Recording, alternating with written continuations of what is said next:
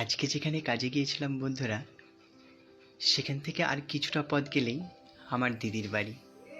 মানে এই যে নদীটা দেখতে পাচ্ছ, এই নদীটা পার করে আর কিছুটা পথ গেলেই আমার দিদির বাড়ি।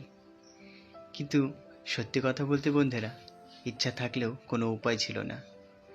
মানে কর্মের কাছে সম্পর্কও হেরে যায়। তো আমি এখানে দাঁড়িয়ে অপেক্ষা করছিলাম ওই পার থেকে জামাইবাবু আর ভাগ্নে আসবে বলে।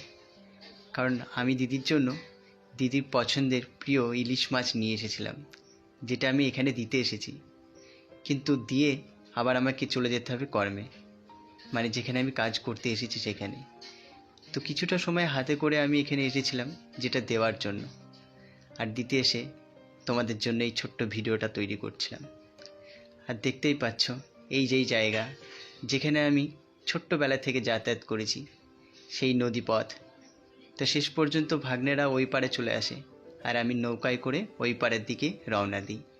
আর ওইদিকে ওই যে দূরে দাঁড়িয়ে সাদা গেঞ্জি, ওটাই ভাগ্নে। ও ভিডিও তুলছিল আমার জন্য, আর আমি ওর ভিডিওটা তুলছিলাম। তো শেষ পর্যন্ত মাছটা হাতে ধরিয়ে দিয়ে আবার ফেরত যেতে হয়েছে আমাকে। এটার নামই কর্মজীবন, যেখানে সম্পর্কও হেরে যায়। তো বন্ধুরা, দেখা হবে আবার ছোট্ট মিনি ব্লগে। ততক্ষণ ভালো থেকো, সুস্থ থেকো।